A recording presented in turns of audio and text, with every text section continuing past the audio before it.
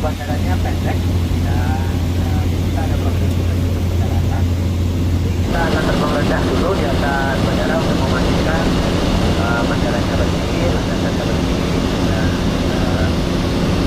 aman. Lalu kita putar lagi, lalu kita coba untuk mendarat.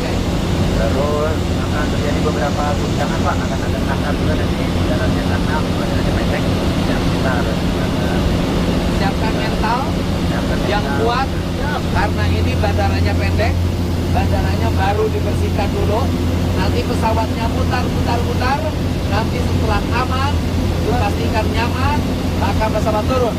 Siapkan tik dan mental, berdoalah pada Allah agar penerbangan kita dan turunnya pesawat kita turun di landasan selamat.